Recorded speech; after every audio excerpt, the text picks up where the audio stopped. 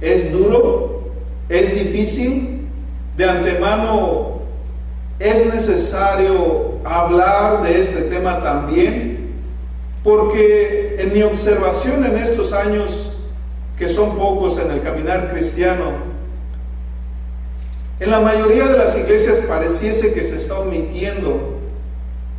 Pero ya que una iglesia es santificada por Cristo, consagrada por Cristo, apartada del mundo por Cristo para fines y propósitos divinos, y con todo y eso, nos vamos a dar cuenta que la iglesia perfecta por Cristo está constituida por miembros imperfectos, pecadores y muchas las veces inmaduros. No es algo de solamente esta congregación, es simplemente algo en general a lo largo del globo terráqueo. La iglesia, pues, constituida por personas imperfectas, tarde o temprano se levantan los problemas, tarde o temprano se levanta el desorden, tarde o temprano existe fricción, conflicto o algún tipo de contienda en medio de la congregación. Por lo tanto, debemos de estar preparados, debemos de ser instruidos cómo vamos a manejar tales situaciones, porque permítame hacer comparaciones. Si la iglesia es considerada, incluso llamada como una de las figuras que he mencionado, como el ejército de Dios, y si Dios lo compara con un ejército terrenal, usted va a ver que ellos trabajan en armonía, operan en coordinación, están bien estructurados y organizados. De la misma forma, toda entidad gubernamental está bien estructurada y es operada de forma ordenada.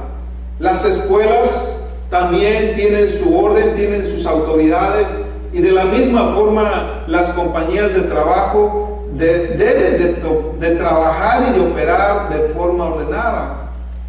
Cuanto más la casa de Dios, cuanto más la iglesia, debemos de estar adorando, de estar abriendo las puertas y prácticamente haciendo todo lo que se hace internamente de forma ordenada, sujetos a las autoridades, pero también listos para mantener o restablecer el orden cuando se pierdan. Entonces, el día de hoy, el tema, como lo ve en pantalla, 15avo, se llama la disciplina de la iglesia. La disciplina de la iglesia. Y para hablar de este tema de la disciplina en la iglesia, quiero hacer un par de ilustraciones, comenzando, si usted pone en contexto la iglesia como una familia, y vamos a retroceder al paso del tiempo. Están los dos solteros, la pareja soltera, enamorados, se casan. Pero si la pareja no conoce los caminos de Dios y están viviendo como ellos saben vivir, típicamente todos los casados lo vamos a ver. 1 año, 2 o 3 años, el amor que se tenía pareciese que se va desgastando y las máscaras se quitan, la cruda realidad viene, y entonces el hombre toma su camino, la mujer su camino, viven juntos, pero pareciese que apartados. Entonces así procrean 2, 3, 4, 5 hijos, y va pasando el tiempo. Y al pasar del tiempo se pierde el respeto, el amor. El hombre se dedica al trabajo y no quiere ni regresar a la casa porque pareciese que en el corazón del hombre su casa es un infierno. La mujer, al sentirse abandonada, sola, desarrolla amargura. Y los hijos van creciendo, observando y aprendiendo las cosas malas que escuchan pero también las cosas malas que pueden ver y percibir. Llega un día en que los niños ya son adolescentes y entonces, en medio del rechazo, del abandono, de los vacíos del corazón de aquellos adolescentes, comienzan a refugiarse en las drogas, en el alcohol, y un día los padres son testigos que llega el hijo mayor, borracho. Allí, ¿qué autoridad podrá tener el padre de decirle no tomes si el padre ha tomado por muchos años? ¿Qué autoridad tiene la mamá de decirle hijo yo te amo cuando en el afán de vivir la vida y buscar la felicidad han descuidado sus hijos? Y aquella casa donde un día comenzó en el altar de Dios, intercambiando votos, sabiendo que el hogar sería la parte más sagrada de nuestra familia, cuando ese hijo llega por primera vez borracho, comienza a romper junto con los padres lo sagrado de ese hogar. Y llega el día, como en muchos hogares ha pasado, en que aquella casa se convierte en una cantina y hasta en un hotel. La iglesia, debemos de mantener su condición y su estado, como Dios lo ha dicho, un lugar santificado, donde cuando un pecado se manifiesta en medio de la congregación, es necesario atender, lidiar, manejar ese asunto. Dice la palabra que esto tiene el potencial de contaminar literalmente a toda la congregación. Si en una familia usted no pone un alto al pecado, ciertamente esa será la apertura de la puerta para que más pecados entren hasta que se convierta como el ambiente familiar de aquel hogar. En la iglesia, como lo decía la vez pasada, es un lugar sagrado, es un lugar dedicado, es un lugar santo. Y debemos de esmerarnos en mantener la santidad de la iglesia. Porque de otra forma, entonces, ¿cómo representaríamos a un Dios santo? No es un tema fácil, porque eventualmente nos vamos a dar cuenta que todos, de alguna u otra forma, a veces caemos, tropezamos, nos resbalamos. Pero la intención de la disciplina no es para humillar, no es para destruir, no es para avergonzar, sino tiene otras intenciones, para hacernos crecer delante de Dios. Hablaba el fin de semana en el estudio bíblico, cuando usted planta un árbol y ese árbol está chueco, hay que ponérsele una estaca para enderezar y que ese árbol pueda estar sujeto a algo que está derecho y crezca derecho. Cuando usted está aprendiendo la bicicleta, necesita llantitas auxiliares para que lo mantenga en dirección recta. Entonces, incluso lo vamos a ver también si usted está montando un caballo, un burro. Para mantener la dirección de ese animal, necesita un freno. Así también la congregación, la iglesia de Cristo, necesita también la disciplina para poder corregir cuando se está desviando de los caminos rectos o cuando uno de los integrantes de la iglesia se está desviando del camino de Dios.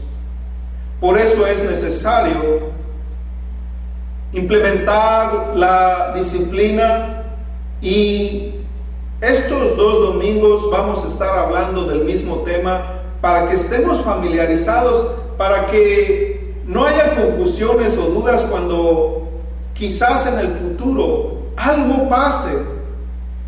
Hay un procedimiento. Aquellos que han comenzado desde los inicios,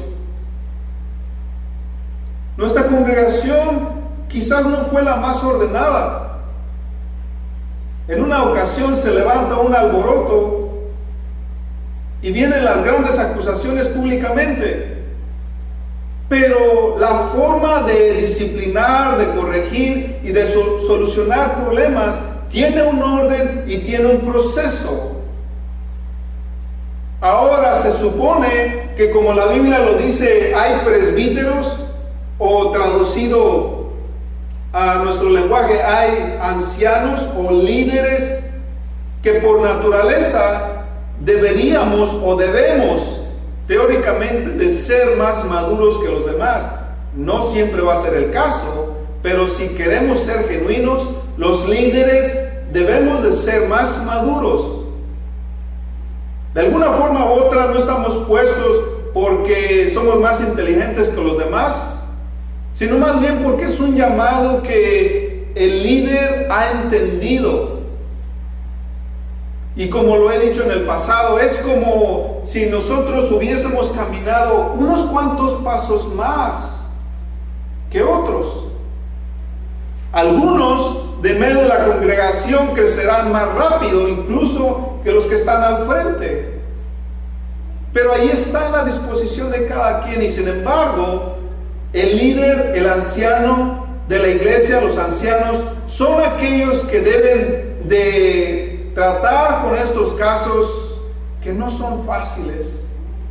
En congregaciones pequeñas, todo el mundo nos conocemos. Entonces, cuando vienen problemas, nadie quiere hablar. Es mi amigo, es mi amiga, es mi hermano, es mi hermana, sí. En mi caso, imagínense, chaparrito y más joven que la mayoría de las personas. O sea, no siempre pareciese en términos superficiales que soy la persona indicada de lidiar con estas situaciones, especialmente cuando es una persona que dobla mi edad. Pero la palabra de Dios nos invita a mantener el orden, porque Dios dice que Dios es un Dios de orden. Y como lo he mencionado, si las otras organizaciones, si las otras instituciones mantienen su estructura, su disciplina y trabajan de forma coordinada, cuando algo se levanta, lo solucionan, entonces el pueblo de Dios debe también de seguir el mismo protocolo. La disciplina, entonces, ¿qué es la disciplina? ¿Qué es la disciplina? La disciplina de la iglesia es el proceso de corregir un comportamiento pecaminoso entre los miembros de la iglesia local con el propósito de proteger a la iglesia, de restaurar al pecador para que camine correctamente con Dios y renovar el compañerismo o las relaciones entre los miembros de la iglesia. ¿Usted ha escuchado?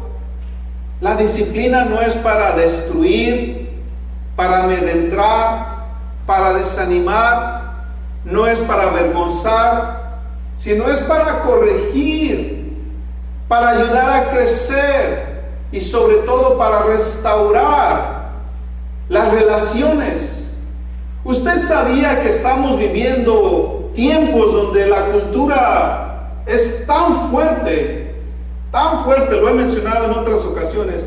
Así como el agua es para el pescado, así la cultura es para el ser humano. Y vivimos en una cultura llamada cultura de cancelación, así lo llama la psicología. Cultura de cancelación. ¿Por qué? Porque si hay un roce entre mí y otra persona, la tendencia es corto la relación, que al cabo hay, hablábamos en el estudio bíblico, 55,000 personas, o si agregamos las de esta comunidad, hay aproximadamente 80,000 personas en esta comunidad. ¿Cuál es la posibilidad de que yo necesite de esa persona, que al cabo hay otras 80,000 personas disponibles para desarrollar una amistad. En Aurora, más de 200,000, no sé en West Chicago. En Rochelle hablamos de 15,000. O sea, vivimos en una cultura donde creemos en nuestro corazón, si algo pasa, es más fácil cancelar con una relación, cancelar con una amistad y seguir en el caminar de la vida sin aquella persona, sin aquellas personas. Simplemente cortamos y las relaciones se rompen. Esa es la cultura, no solamente entre amistades, familiares. ¿Cómo está nuestra relación con nuestros familiares? Ya me dijeron algo, ya les dije algo, ya estamos enemistados, cortamos relaciones. No me busquen, no los busco.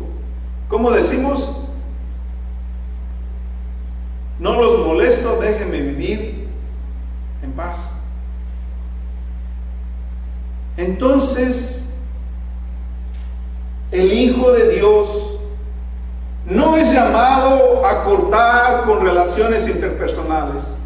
El Hijo de Dios es llamado más bien a la reconciliación, a reconciliarnos primeramente con Dios y después con toda persona.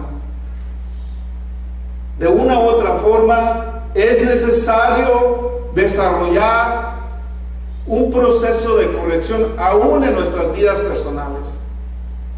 Porque la disciplina tiene que ver con el perdón. Y Dios nos dice, si tú no perdonas, Dios no te va a perdonar. Entonces, de una u otra forma, la palabra de Dios nos lleva a reconciliar con todo tipo de relaciones. Y cuando los problemas ocurren en la iglesia, es necesario restablecer las relaciones. Hay un proceso de lo cual vamos a estarlo hablando tanto en este domingo como en el próximo. Entonces, otro de los grandes dichos en nuestra cultura es que dicen: no me juzgues, déjame vivir mi vida. No me juzgues, solamente Dios puede juzgarme. La pregunta que yo les hago, ¿es esto bíblico? Cuando las personas dicen no me juzgues, bueno, parcialmente sí, pero típicamente las personas que lo citan, lo están citando erróneamente, porque tiene un contexto. Y vamos a hablar en estos próximos dos temas, cómo Dios nos ha dado la autoridad para juzgarnos los unos a los otros. En el día del juicio, los hijos de Dios van a juzgar a los ángeles rebeldes. ¿Usted sabía eso? Si Dios ha dado la autoridad a los seres humanos llamados hijos de Dios, a los creyentes, a los escogidos, a los santos, de juzgar a los ángeles, ¿cuánto más no entre nosotros mismos? Él incluso nos invita. ¿Para qué llegar a la corte civil? ¿Para qué llegar y dejar que las personas del mundo juzguen a los santos de Dios?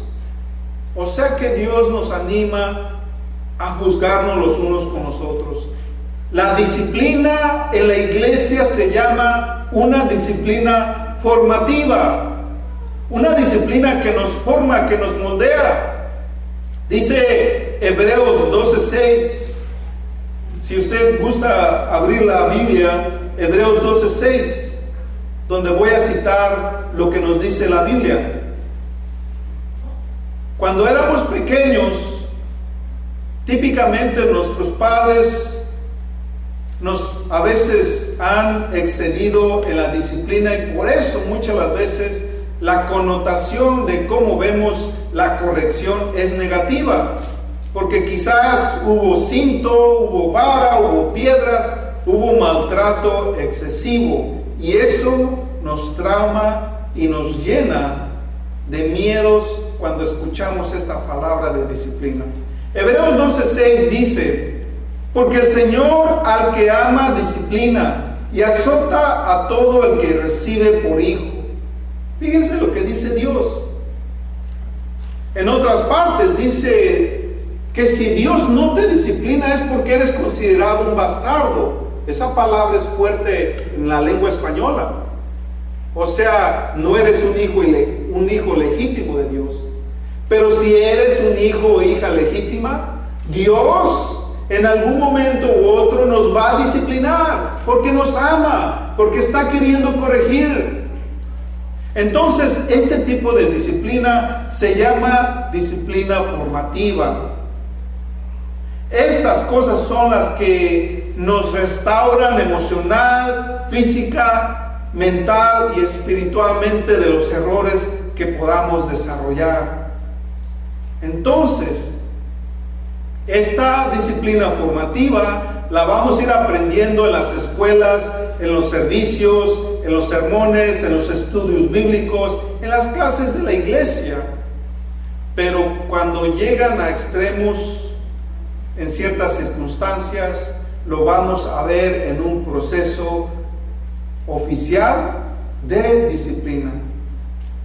No significa que sea algo malo, porque típicamente la disciplina comienza hablando entre dos personas, la parte ofensora y la parte defensiva. Dos personas. Y lo más común y lo mejor es que debe de ser de forma privada, entre dos personas. No tiene que saber nadie más. No tiene que saber nadie más, porque muchas de las veces van a ser simples malentendidos que se pueden resolver fácilmente hablando entre dos personas. Dios nos está enseñando humildad para cuando somos, por ejemplo, el ofendido, tengamos el espíritu humilde de perdonar. Cuando somos el ofensor, tengamos el espíritu humilde de pedir perdón. Eso es lo que nos enseña la palabra de Dios, moldeándonos en un mejor carácter. Entonces, como lo he mencionado, Dios nos da la autoridad de juzgarnos los unos con los otros. Voy a simplemente a citar 2 Corintios 13:1, donde dice: esta es la tercera vez que voy a ustedes. Por boca de 2 o de 3 testigos se decidirá todo asunto. Entonces, es necesaria la corrección, es necesaria la disciplina, porque de otra forma corremos el peligro de pasar lo que pasó en los tiempos de Jueces, el anarquismo. Un lugar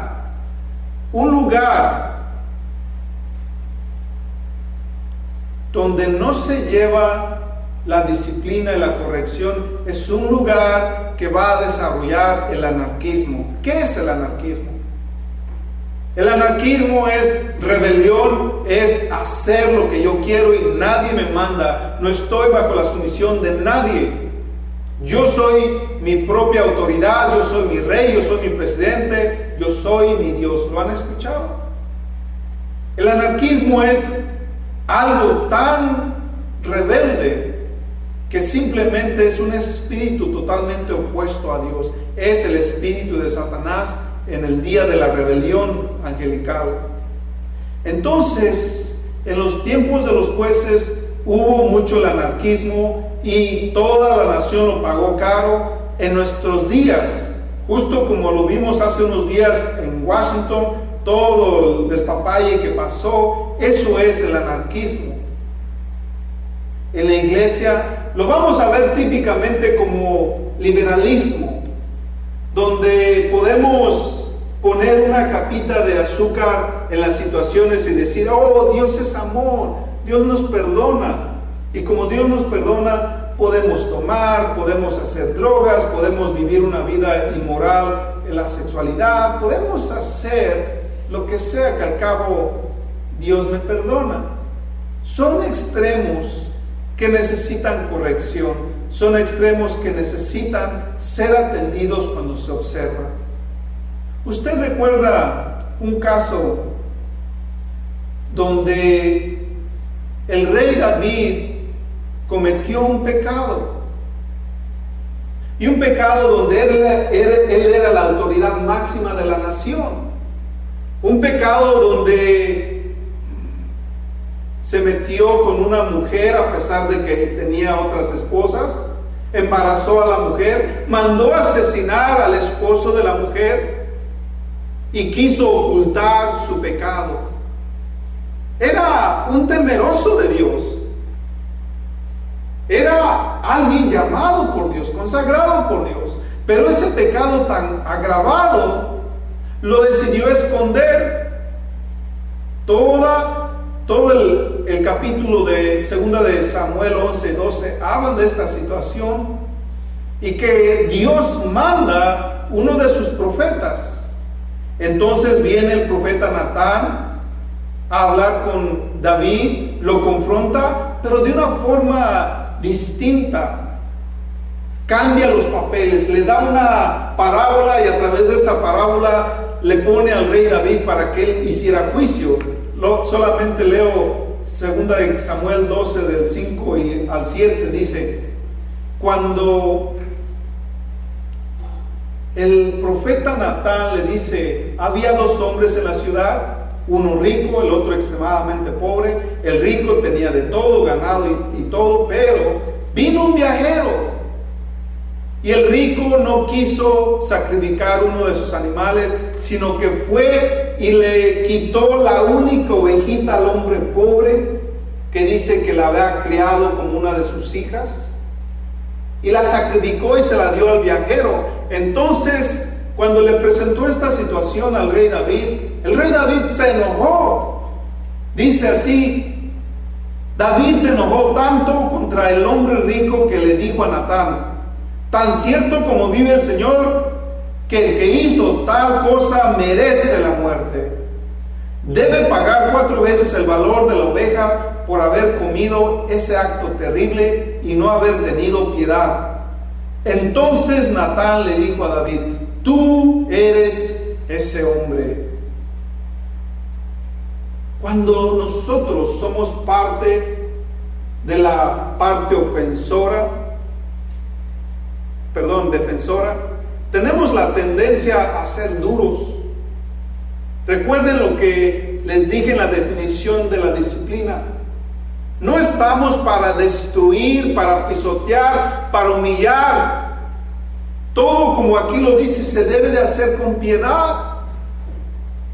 Cuando Natán le cambia el papel y le dice: tú eres ese hombre, o sea, David mismo promulgó sentencia de muerte contra sí mismo.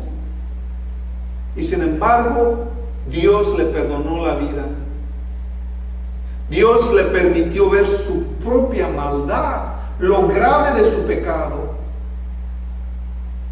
Así es que si en algún momento u otro en la congregación se levanta un problema, ten misericordia, porque tú no sabes si el día de mañana tú vas a estar en el lugar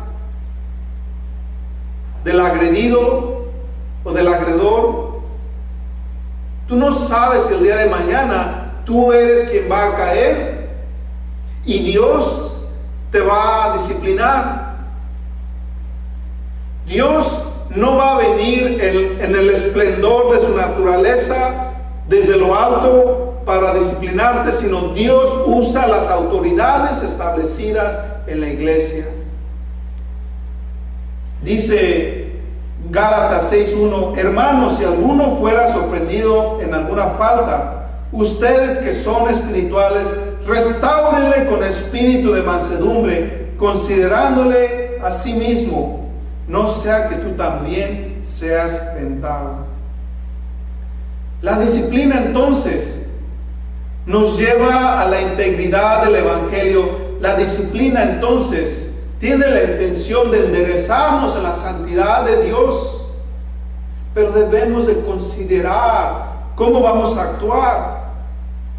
Mencionaba el caso de una iglesia en Chicago que alguien por allá escuchó en una plática: David está en adulterio.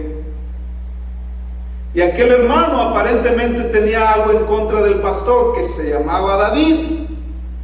Y este hermano empieza a hacer un alboroto en medio de la congregación.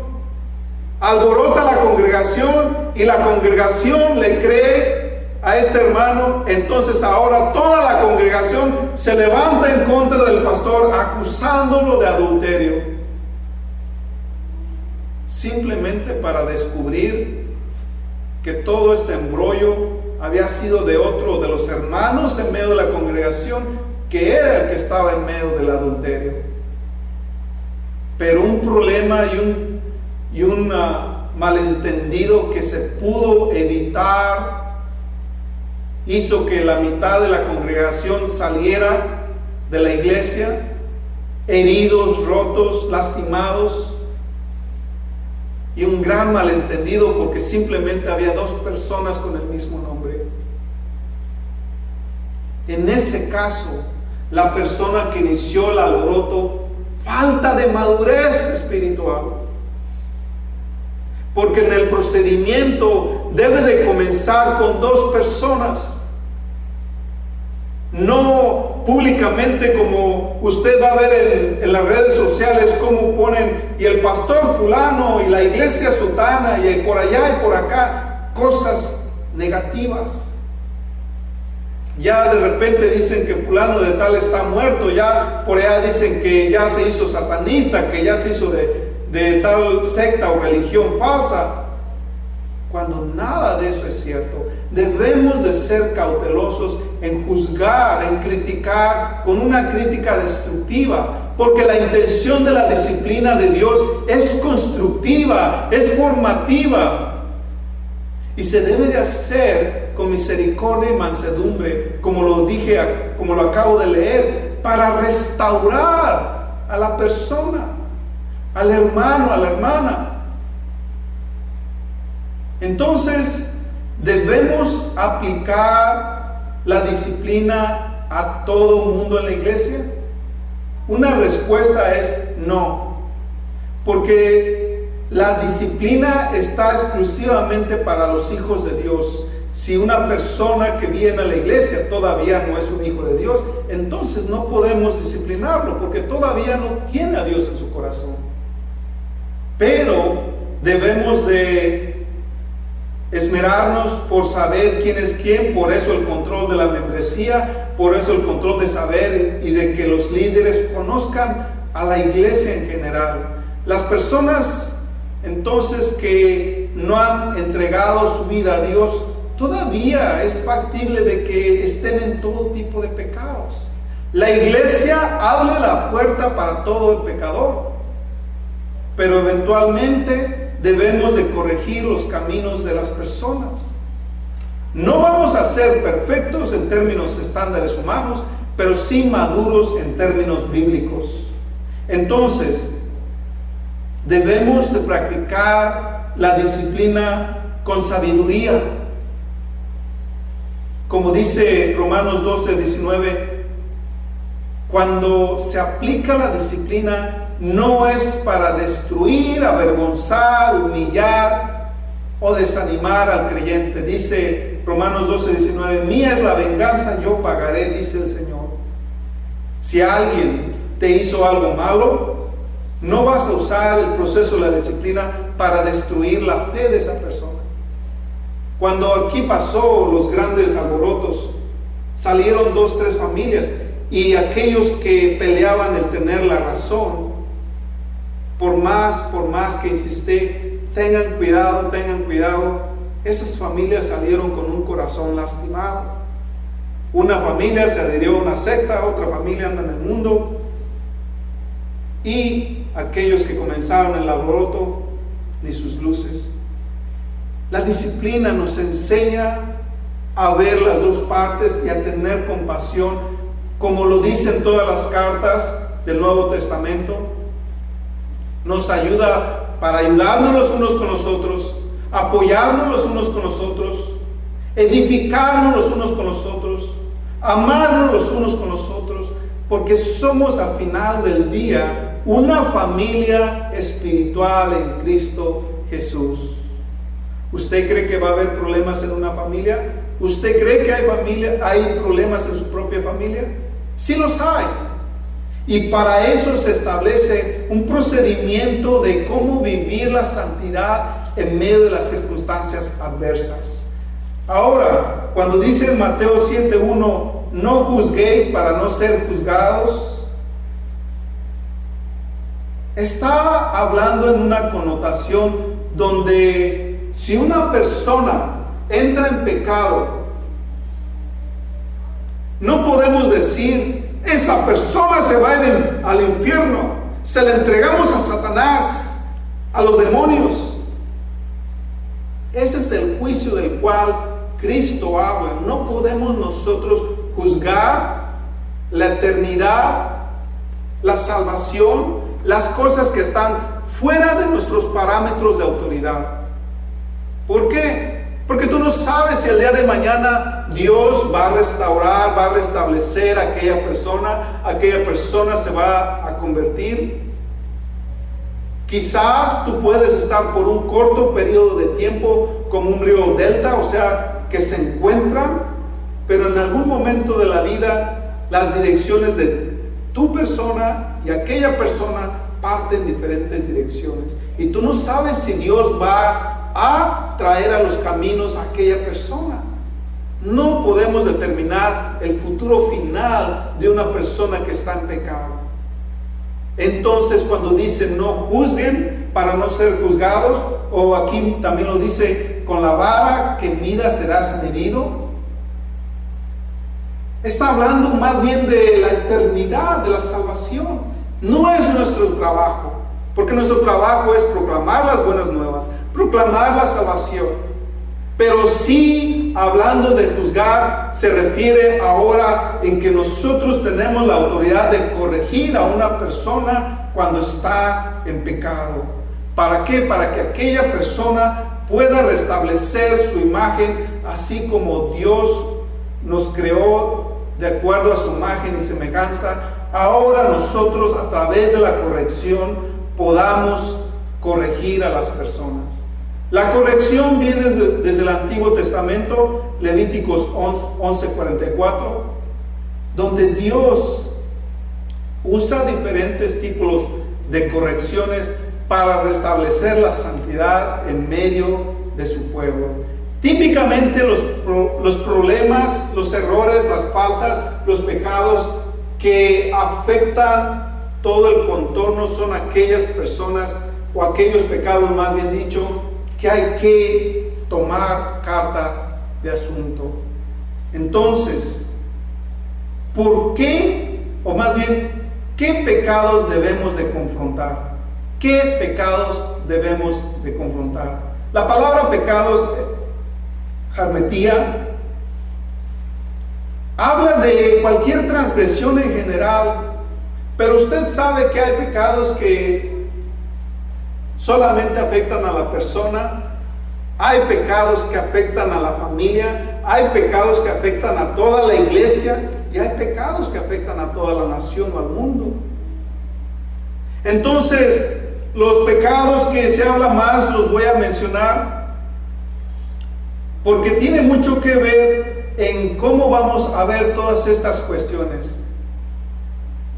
Tipos de pecados como por ejemplo lo más común en nuestros días, la inmoralidad sexual, donde un adulterio rompe con un matrimonio, con una familia, con dos familias y su alrededor, contamina a la iglesia, contamina a la comunidad, está condenada por Dios de muchas formas y sus consecuencias son tan garrafales que cuando pasamos a una persona por el proceso de liberación, le explicamos cómo tiene secuencias y secuelas que van más allá.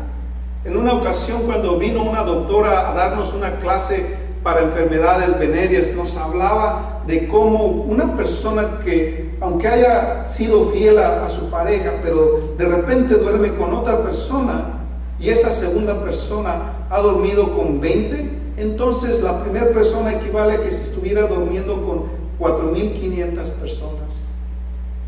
Así de feo es la inmoralidad sexual. También tenemos en pantalla la idolatría, la embriaguez, la falsa doctrina, la codicia, las expresiones hirientes, el engaño, la mentira, el legalismo, el divisionismo, el conflicto personal, entre otros. Hay pecados que hieren profundamente. Hay pecados que contaminan al hombre y todo a su alrededor. Proverbios 3, 11 al 13 dice: Hijo mío, no desprecies la disciplina del Señor, ni te ofendas por sus represiones. O sea que cuando Dios sabe que tú eres nacido de nuevo, que tú eres su hijo, su hija, y que la has regado, que te tropezaste, te caíste, estás falto en una área, Dios de alguna forma u otra te va a hablar. De alguna forma u otra.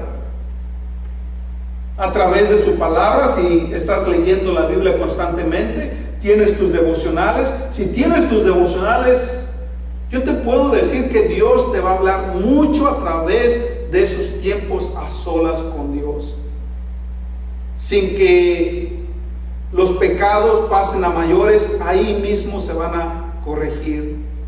Pero cuando no entendemos, entonces Dios probablemente va a usar una persona para llamarte la atención. Y el proceso va creciendo en escala y en aumento, en intensidad, porque hay casos donde hay personas que, a pesar de que todo mundo le dicen a tal persona lo mal que está haciendo, tal persona no entiende. Y hay consecuencias graves para aquellas personas que llegan a practicar pecados grandes, dañinos, que eventualmente ya, por ejemplo, Juan, Santiago, hablan pecados de muerte. Entonces, ¿para qué esperar nosotros a llegar a tales extremos? Dios te va a hablar a través de su palabra. Dios te va a hablar a través de revelación. Dios te va a hablar a través de los líderes de la congregación, para corregir nuestros caminos, para considerar nuestros caminos, para analizar nuestros pensamientos, porque no siempre vamos a estar en lo correcto. Para ir terminando, dice Hebreos 12:11: ciertamente ninguna disciplina en el momento de recibirla parece agradable, sino más bien penosa, y sin embargo después produce una cosecha de justicia y paz para quien ha sido entrenados por ella. Queridos hermanos, si hemos llegado pensando que la iglesia es perfecta, no es una idea correcta. Cuando recién salí del seminario, me gradué, en esa última clase, en ese último semestre, en el seminario llevábamos la cuenta de 7 iglesias que estaban atravesando por situaciones de este índole. Más aparte, viviendo en esos días yo en Aurora, llevaba la cuenta de otras 3 iglesias más, o sea, tenía 10 iglesias, y que podía ver claramente los patrones en cada una de estas iglesias, sus divisiones, sus contiendas y cómo estaban tratando de resolver sus problemas. Cuando llego a esta iglesia, dije: esta iglesia no es como las demás, esta iglesia sí es de Dios, en esta iglesia no va a haber problemas. Y al poquito tiempo, ¡paz!, los problemas comienzan en esta iglesia. Ninguna iglesia está exenta de los problemas, ninguna, porque todas las iglesias abren la puerta a los pecadores, o sea, nosotros, y donde hay pecadores hay problemas, donde hay personas hay problemas. Sin embargo, Dios nos está enseñando a tener una actitud distinta. El mensaje del día de hoy es para que nosotros estemos preparados para cuando venga ese día. La mayoría de las personas en algún momento u otro son lastimadas por la iglesia, por un líder, por un pastor o por Dios mismo, porque a veces no hemos sido instruidos en los caminos de Dios. En todas las iglesias va a haber problemas tarde o temprano. Si no te ha tocado estar en medio de un problema, sé sabio, sé cauteloso, sé misericordioso, porque tarde o temprano tú pasarás por medio de un conflicto así, con un hermano, con un grupo, con un líder. No lo sabemos, pero Dios nos invita a recapacitar, porque la corrección es para crecer, la corrección es para restaurarnos, la corrección es para poder restablecer la originalidad de la imagen de Dios en ti y en mí, y así caminar en santidad delante de Dios. Entonces, queridos hermanos, hoy hemos visto la primera parte del tema de disciplina. Yo les pido que a través de la semana reflexionen sobre este tema. Es un tema fuerte, es un tema duro, pero si nunca lo hablamos y cuando venga el momento, ¿cómo vamos a actuar? Poniendo en las redes sociales que fulano de tal es así, así, así, así. No, Dios nos dice que para eso podemos juzgarnos los unos con los otros aquí, y la mayoría de las veces podemos en el primer paso, o sea, entre las dos personas, arreglar tal situación. Dios nos está haciendo con un espíritu manso para así poder perdonar o pedir perdón de acuerdo a las circunstancias. Y también saber, como al rey David, que él quiso juzgar con pena de muerte al culpable, no sabiendo que él era el culpable. Así también nosotros debemos tentar nuestro corazón, debemos pensar como Dios antes de juzgar destructivamente a una persona. Oremos.